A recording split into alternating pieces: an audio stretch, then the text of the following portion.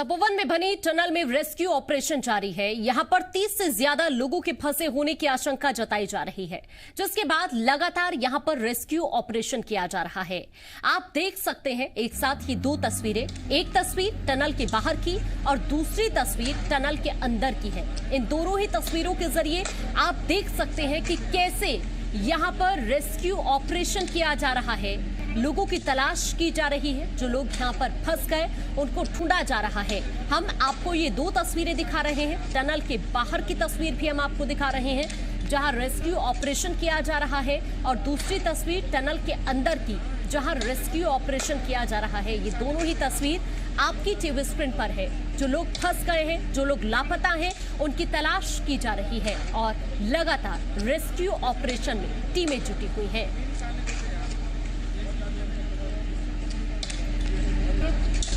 चमोली में हुए हादसे को लेकर रेस्क्यू ऑपरेशन लगातार जारी है। वहीं केंद्रीय शिक्षा मंत्री रमेश पोखरियाल निशंक भी घटनास्थल पर पहुंचे और रेस्क्यू ऑपरेशन को लेकर जायजा लिया। निशंक तपोवन पहुंचे थे और यहां उन्होंने अधिकारियों से नुकसान को लेकर जानकारी ली और रेस्क्यू ऑपरेशन को लेकर भी जायजा लिया।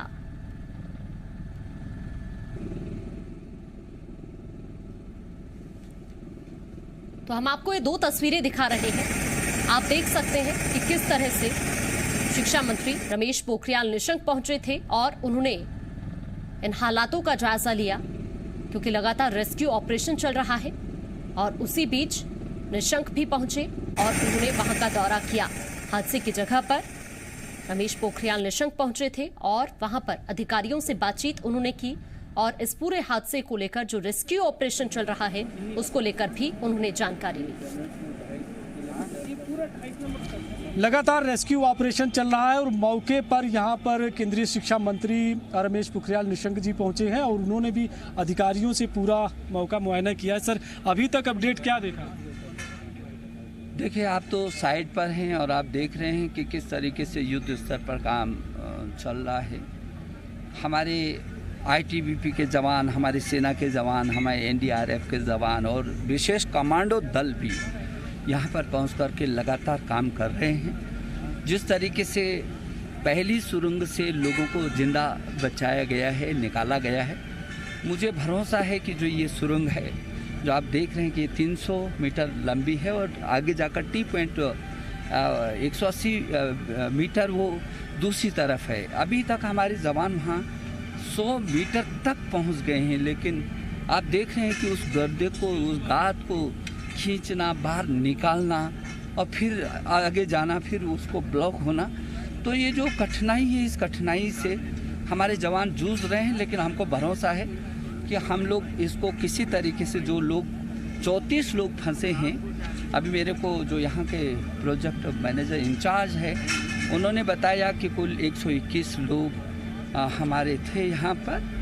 जिसमें से 3 की डेड बॉडी मिली है और वो 34 लोग अंदर हैं। शेष 84 लोगों को वो मिसिंग बता रहे हैं। तो ये चुनौती है कि जो हम बचा सकते हैं उनको बचाने की हमारी शीर्ष चुनौती है। और देश के प्रधानमंत्री जी लगातार नज़र बनाए हुए हैं, देश के गृह मंत्री अमित भाई लगातार समीक्षा कर रहे हैं और हम लोग पूरा जुटे हुए हैं। यह सेना के अधिकारियों से मेरी बात हुई है, आईटीबीपी के अधिकारियों से मेरी बात हुई है और अभी एनडीआरएफ के अधिकारियों से बात हुई। तो मुझे भरोसा है कि जिस तरीके से यहाँ पर काम हो रहा है और जिस चुनौती का मुकाबला करके हमारे जवानों ने यहाँ पर काम किया और कर रहे हैं, निश्चित हम उनको बचा पाएंगे। राज्य और केंद्र सरकार लगातार मॉनिटरिंग कर रही है। हाँ, निश्चित रूप में आपने देखा ना कि प्रधानमंत्री जी स्वयं ही देख रहे हैं इसको। केंद्रीय गृह मंत्री जी पूरी ताकत के साथ एक एक मिनट इसको देख रहे हैं, समीक्षा कर रहे हैं और कल मुख्यमंत्री जी भी यहाँ से होके गए हैं और हम लोग यहीं पर बैठ करके इसकी समीक्षा कर रहे हैं। तो इस तरह से लगातार रेस्क्यू ऑपरेशन चल रहा है और यहाँ पर चाहे वो एसडीआरएफ हो, एनडीआरएफ हो या स्टेट पुलिस लगातार कोशिश कर रही है कि जो अभी भी श्रमिक फंसे हैं उनको सकुशल बाहर निकाला जाए। कैमरा पर्सन संदीप बिडला के साथ मैं रामानुज, जी मीडिया, तपोवन। उत्तराखंड के मुख्यमंत्री त्रिवेंद्र सिंह रावत लगातार आपदाग्रस्त क्षेत्र पर अपनी नजर बनाए हुए हैं। वो चमोली में आई कुदरती आपदा से जुड़ी हर पल की रिपोर्ट भी ले रहे हैं। उन्होंने अपने ट्विटर हैंडल से जानकारी भी दी है कि जितने भी गांव आपदा से प्रभावित हुए हैं उन सभी जगहों पर राहत सामग्री पहुंचाई गई है। आपको बता दें कि चमोली के तपोवन में आई इस आपदा में एक पूरा इलाका सैलाब की भेंट चढ़ गया। कई गांव बर्बाद हो गए हैं और उनका संपर्क मेन स्ट्रीम से कट गया है।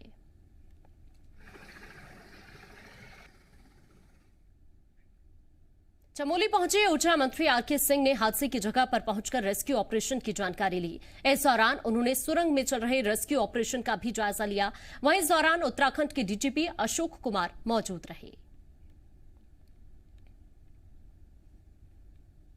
जहां कहीं भी हम हैं और वहाँ पर हम जितने रिवर वैलीज के जो ग्लेशियर्स हैं उसको मॉनिटर करने की हम व्यवस्था करेंगे। या तो हम रिमोट मॉनिटरिंग करें उसमें इंस्ट्रूमेंट्स लगा करके, या नहीं तो उसके आसपास पोस्ट रखें। ये आवश्यक है, सिर्फ हमारे प्रोजेक्ट से लेकर ये आवश्यक है पूरे जनमानस के लिए।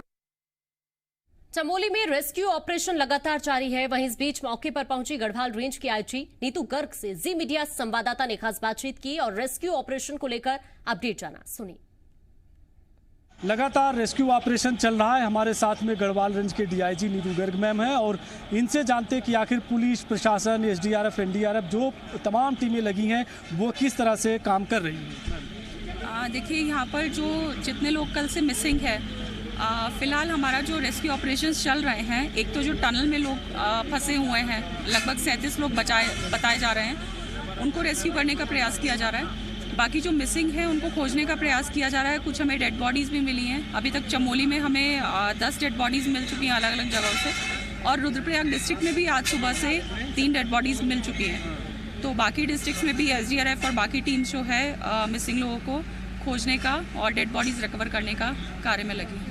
अच्छा, ऑपरेशन लगभग कितने वक्त तक चल सकता है आगे, अभी आप लोगों ने एस्टिमेट किया?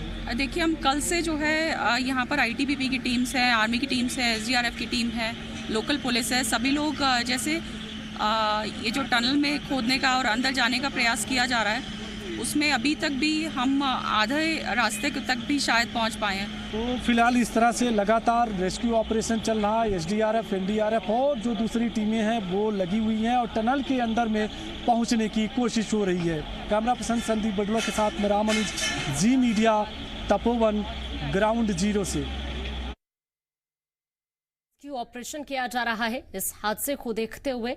अब ऐसे में आपको ये बता दें कि देखिए 18 लोग ऐसे जिनके शव अभी तक बरामद हो चुके हैं और साथ साथ 200 लोग लगभग लापता बताए जा रहे हैं, जिनको देखते हुए रेस्क्यू ऑपरेशन जारी है। लगातार तलाश की जा रही है, लोगों की टीमें जुटी हुई हैं और पूरी कोशिश यही कि जो लोग लापता हैं उनको ढूंढ लिया जाए। हालांकि सीएम त्रिवेंद्र सिंह रावत भी इस पूरे हादसे पर नजर बनाए हुए हैं और इसी बीच हमने आपको तस्वीरें भी दिखाई। शिक्षा मंत्री भी पहुंचे थे और उन्होंने भी मौके का जायजा लिया, अधिकारियों से बातचीत की, रेस्क्यू ऑपरेशन को लेकर जो लोग लापता हैं उनको लेकर बातचीत की। प्रधानमंत्री नरेंद्र मोदी हो, गृह मंत्री अमित शाह हो, सभी की नजर है इस हादसे पर। हालांकि जिस तरह से यह हादसा हुआ इसी को देखते हुए मुआवजे का ऐलान भी किया गया है, लेकिन अभी भी ऐसे बहुत सारे लोग हैं जो लापता बताए जा रहे हैं और उनकी तलाश की जा रही है। रेस्क्यू ऑपरेशन में टीमें जुटी हुई हैं, आईटीबीपी के जवान हो, एसडीआरएफ, एनडीआरएफ, लगातार टीमें इन लोगों की तलाश कर रही हैं।